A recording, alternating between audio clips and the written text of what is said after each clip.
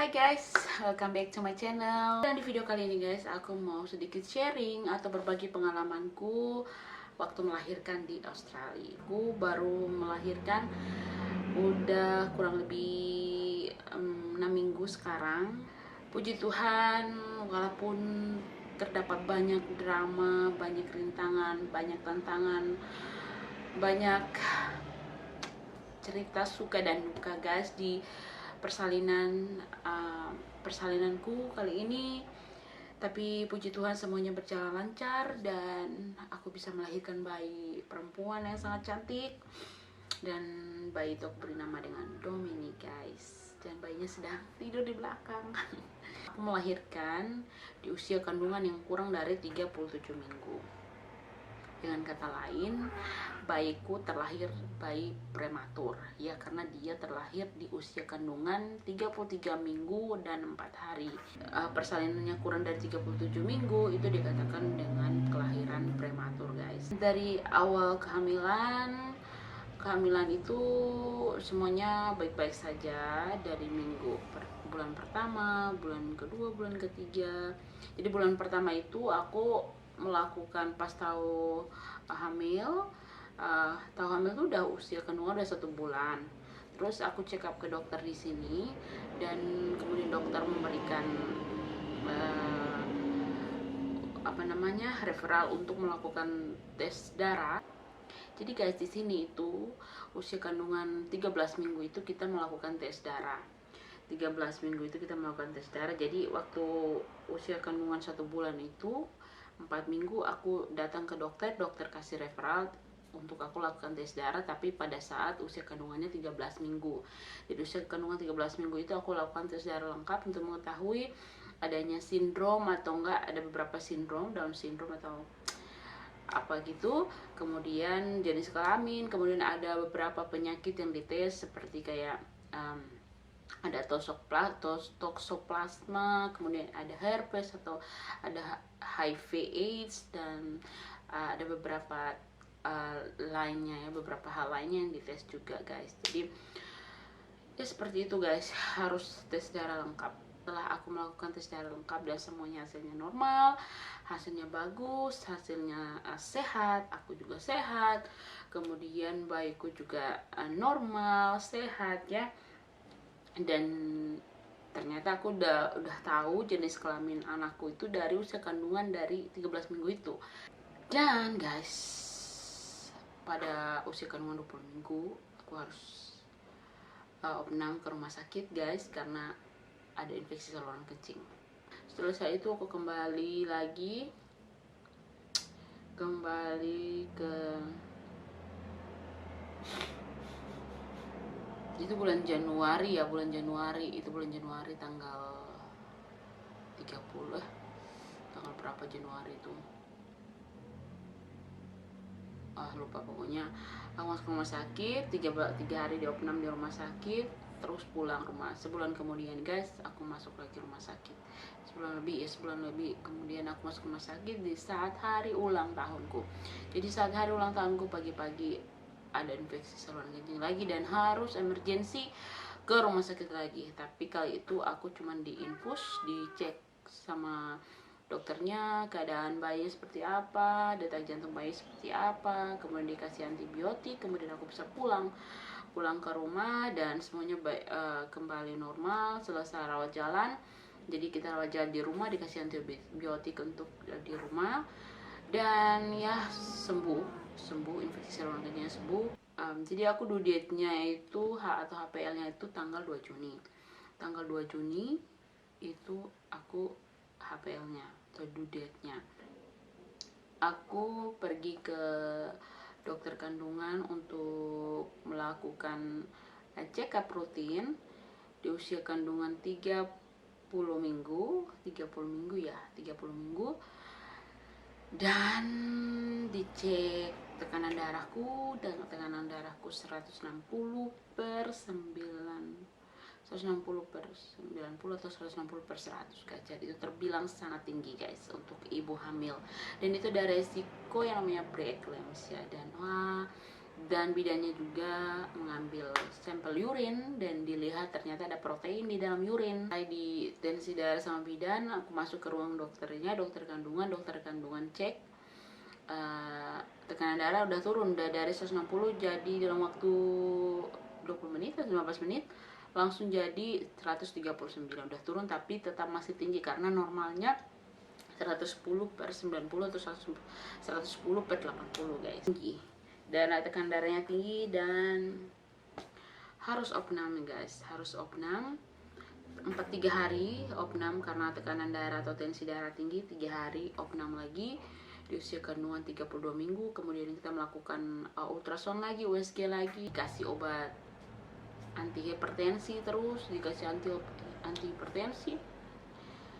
Dan waktu itu pokoknya tengah malam mereka cek setiap 2 jam sekali, tiap 4 jam sekali mereka cek tensi darah tinggi dikasih obat, setiap darah agak tinggi dikasih obat. Terus pokoknya tengah malam kalau darahnya agak melonjak tinggi langsung ditelepon dokternya. Pokoknya dokter kandungan kayaknya nggak bisa tidur, dia selalu menerima telepon dari suster atau dari perawat mengenai kondisi keadaanku saat itu guys. Akhirnya ya di usia kandungan 33 minggu, lebih 33 minggu, dokter memutuskan untuk berdiskusi ke kita kalau dimana karena tekanan darahnya terus tinggi tetap di angka yang sama, nggak turun-turun walaupun udah dikasih anti hipertensi, obat anti hipertensi. Hanya sepakat untuk melakukan terminasi dengan atau mengeluarkan bayi dengan cara operasi ya guys. Jadi kita mengeluarkan bayi di usia kandungan 33 minggu dan 4 hari. Dokter bilang kalau boleh sampai 35 minggu, tapi tidak boleh guys karena tekanan darah makin hari makin tinggi. Dan ya akhirnya kita operasi guys, operasi semuanya berjalan lancar, puji Tuhan guys, semuanya berjalan lancar. Selesai operasi, bayiku lahir waktu itu. Jadi dokter sudah, karena 33 minggu 4 hari kan pasti ada, nanti kita udah diskusi sama pediatrik juga mengenai kalau terjadi apa-apa masalah pernapasan, mereka akan rujuk ke rumah sakit yang lebih besar yang ada NICU-nya, karena kebetulan rumah sakit itu nggak ada NICU. Sorry guys, karena kebetulan di rumah sakit itu nggak ada NICU. Kemudian dokter kandunganku memberikan suntikan steroid jadi untuk mematangkan paru-paru bayi, karena usia kandungan 33 minggu itu istilahnya organ-organnya semuanya itu baru develop, baru apa ya namanya, baru berkembang guys. Terus ya pediatrik juga dia happy, dia juga senang, dia bilang oke, kita lakukan operasi di usia 33 minggu dan bayi lahir. Puji Tuhan dia lahir, pernapasannya tidak ada yang bermasalah, jadi nggak perlu pakai oksigen, dan dia berada di rumah sakit yang sama dengan aku, tapi tetap dia harus di special care guys, harus di special care karena harus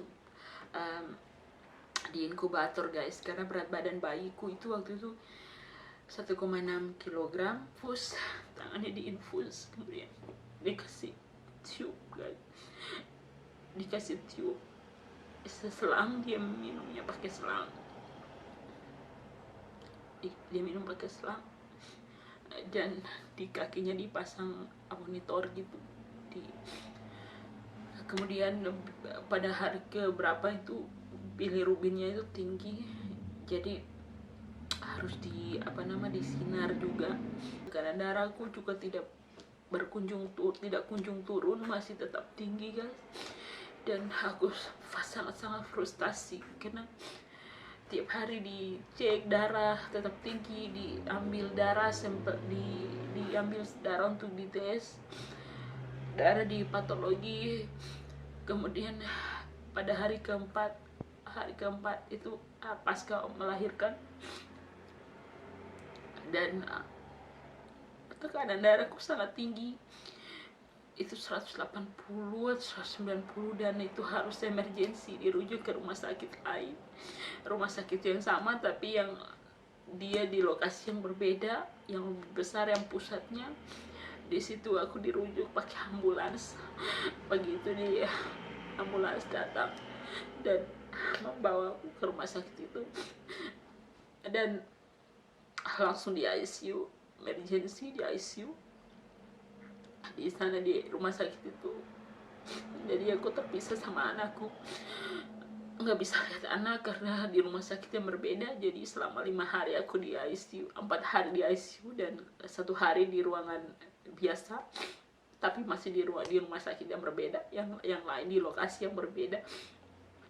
Jadi nggak bisa ada yang jenguk, nggak bisa ada, maksudnya nggak bisa ada yang stay karena di dalam ICU. Jadi suamiku cuma datang antar ambil susu. Jadi di ICU aku harus pumping waktu itu guys.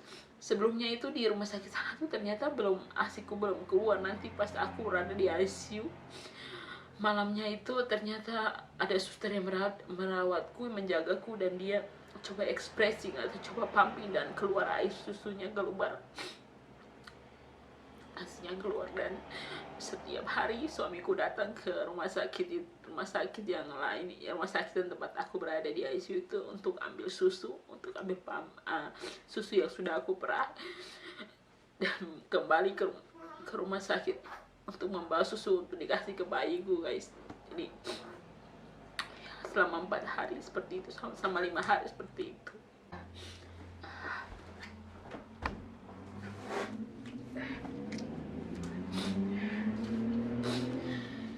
Jadi seperti itu guys, perjuangan banget, dan semoga anugerah Tuhan. Aku bersyukur banget sama Tuhan, kalaupun semuanya bisa aku lewati, semoga anugerah Tuhan, semoga perkenanan Tuhan, dan aku bisa lewati semua itu. Memang berat guys, berat banget. Setiap malam itu waktu habis melahirkan aku pikir semuanya udah berakhir, preeklamsia juga udah berakhir. Ternyata preeklamsiaku itu tuh nanti postpartum, jadi yang setelah melahirkan, yang dia memuncaknya itu. Jadi waktu di ICU itu di ada dokter suruh si dokter melakukan CT scan, kemudian ultrasound lagi untuk cek bagian dalam tubuhku, kemudian dikasih obat. Waktu itu dikasih obat itu 1 hari mungkin 1 kali minum itu, ya ampun, mungkin 30 tablet guys, 30 tablet, 20 tablet. Dan di setiap tangan itu ada jarum guys, ada infus. Tapi saat berada di ICU guys, walaupun dalam hati itu sangat rindu anak, dalam hati itu sangat pengen nangis, dalam hati itu oh my god, setiap video call, jadi cuma bisa video call suamiku di sana dengan anakku. Jadi aku cuma bisa video call. Saat video call itu rasanya pengen nangis, rasanya oh my god, hati sangat hancur. Kemudian tapi kalau aku nangis, kalau aku stres, kalau aku banyak pikiran, justru tekanan darahku tinggi. Jadi waktu itu dikasih selang di arteri itu, infus langsung di arteri, jadi langsung di sambung ke monitor. Jadi aku cuma lihat oh my god, tekanan darahku selalu tinggi. Jadi setiap aku nangis, setiap aku kangen, dan setiap aku banyak pikiran, pasti tekanan darahku di sana tuh tinggi. Aku langsung lihat monitor, ternyata tinggi. Jadi berusaha kuat, padahal aku ini paling anti minum obat banyak, tapi obat itu udah kayak makan permen, udah kayak makan nasi, makan obat. Pokoknya yang di pikiran tuh cuma mau sembuh, cuma pengen ketemu anak gitu aja. Jadi ya semuanya bisa aku lewati, dan ya seperti itulah cerita soal kehamilanku kali ini, yang begitu banyak tantangan tapi semuanya aku lewati karena memang apalagi dengan keadaan virus corona begini tidak boleh ada yang jenguk, tidak boleh ada yang besuk, kecuali cuman bisa suami. Orang tua pun nggak bisa. Kebetulan mamaku juga yang harusnya datang bulan Mei, karena prediksinya aku melahirkan antara akhir Mei atau awal Juni. Mamaku harus datang bulan Mei, tapi karena virus corona penerbangan semua ditutup dan aku harus cancel pesawat mamaku juga. Dan juga ibu mertua dan bapak mertuaku, karena mereka juga udah udah tua, jadi mereka nggak bisa datang ke rumah sakit. Teman-teman ada teman yang juga pengen jenguk ke rumah sakit tapi tidak bisa masuk ke dalam rumah sakit karena ya karena virus. Jadi rumah sakit itu sangat ketat peraturannya. Dan waktu aku di ICU juga begitu, suami cuma datang waktu dikasih waktu itu 2 jam dan cuma sekali datang besuk, habis itu datang lagi besok. Jadi dia datang cuma ngambil susu terus balik. Jadi susu itu udah udah aku udah perah, terus perawatnya simpan di freezer, dan suamiku datang cuma ambil susu dan balik lagi. Jadi dia datang tuh cuma 2 jam gitu, 2 jam, ya 2 jam stay di ICU terus sama aku, dan dia kembali lagi bersama anakku di sana gitu. Jadi di sana juga anakku tetap di special care, tetap di ruang khusus bayi, dan suami datang kapan saja, bisa datang, bisa lihat kapan saja. Anak masih di inkubator, tapi dia cuman seminggu lebih dia di inkubator. Habis itu udah dikasih pindah di kot yang biasa, di tempat normal, tempat biasa gitu. Dan nanti udah berapa hari, 4 hari sebelum kita kembali ke rumah itu baru dicopot, karena dia udah bisa minum pakai botol, dan dia udah bisa saking udah bisa ngenyot langsung ke payudara. Itu udah dicopot tubnya 4 hari gitu.